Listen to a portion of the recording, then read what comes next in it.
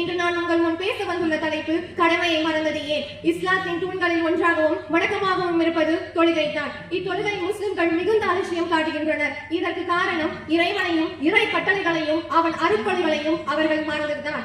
கற்சிலைகளையும் கண்ணில் கண்டவைகளையும் கடவுள் என வணங்கி வரும் மக்கள் கூட கற்பனை தெய்வங்களுக்கு வழக்கில் எந்த குறையும் வைப்பதில்லை. அது ஆணி செருப்பு, தீ மிதித்தல், மண்சோறு சாப்பிடுதல் என பகுத்தறிவுக்கு அப்பாற்பட்ட காரியங்களில் அவர்கள் ஈடுபடுவதில் சலிப்பாகவே இருப்பதில்லை. ஆனால் மனித சக்திக்கு உட்பட்ட வணக்கங்களையே நம்முடைய மார்க்கம் நமக்கு ஏவுகிறது.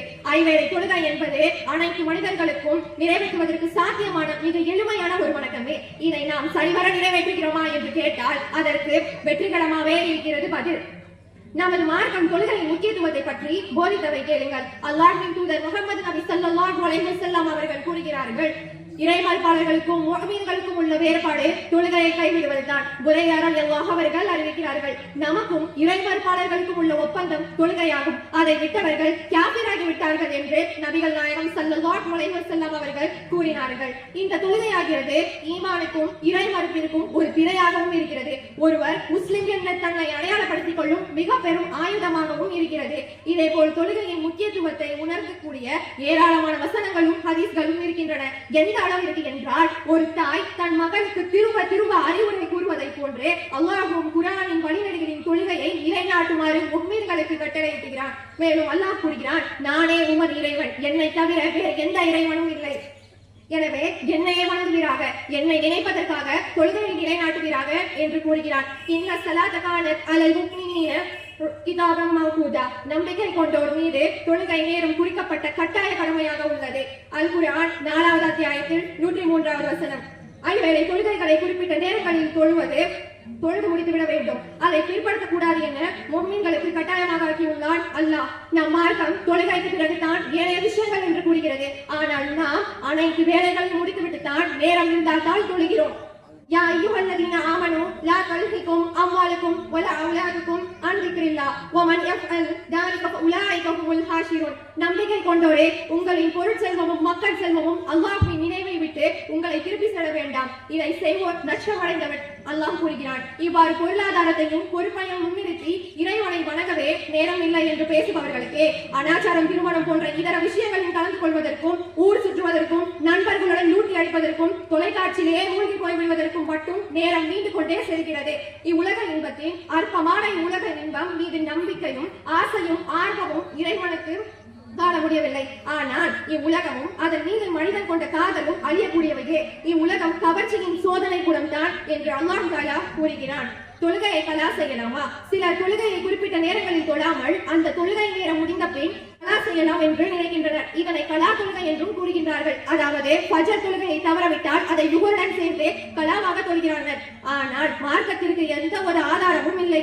நபிகள் நாயகம் ஸல்லல்லாஹு அலைஹி வஸல்லம் அவர்கள் கூறுகிறார்கள், மன் அஹ்தஸ ஃபீ அம்ரினா ஹாதா மா லைஸ ஃபீ ஃபஹுவ ரத். அல்லாஹ்வின் தூதர் கூறுகிறார்கள், நம்முடைய மார்க்கத்தில் விவகாரத்தில் இல்லாததை யார் புதிதாக உண்டாக்குகிறாரோ அவனுடைய அந்த புதுமை நிராகரிக்கப்படும் என கூறுகிறார்கள்.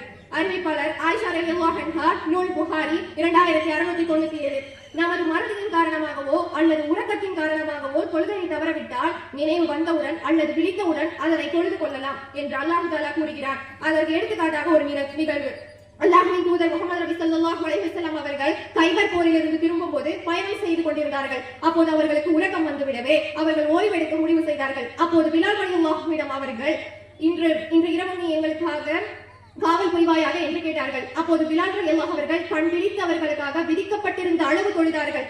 அப்போது அல்லாஹ்வின் தூதர் ஸல்லல்லாஹு அலைஹி வஸல்லம் அவர்களும் அவர்களுடைய தோழர்களும் படுத்து உறங்கினார்கள். கைவர நேரம், அதாவது ஃபஜ்ருடைய நேரம் நெருங்கியது. பிலால் ரலியல்லாஹு அவர்கள் வைகரை கிழக்கு திசை முன் நோக்கியபடி தமது வாகன ஒட்டகத்தில் சாய்ந்து அமர்ந்து படுத்திருந்தார்கள். அப்போது தம்மை அறியாமலே சாய்ந்தபடியே அவர்கள் உறங்கிவிட்டார்கள். அல்லாஹ்வின் தூதர் முஹம்மது நபி ஸல்லல்லாஹு அலைஹி வஸல்லம் அவர்களோ பிலால் ரலியல்லாஹு அவர்களோ நபி தோழர்களில் யாருமே சூரிய ஒளி தம் மீது படும் வரை விழிக்கவில்லை. அல்லாஹ்வின் தூதர் முஹம்மது நபி ஸல்லல்லாஹு அலைஹி வஸல்லம் தான் முதலில் கண் விழித்தார்கள். பதறியபடியே அவர்கள் பிலாலே என்று அழைத்தார்கள். அப்போது பிலால் ரலியல்லாஹு அவர்கள் அறிவிக்கிறார்கள், அல்லாஹ்வின் தூதரே, என் தந்தையும் என் தாயும் உங்களுக்கு அர்ப்பணமாகட்டும்.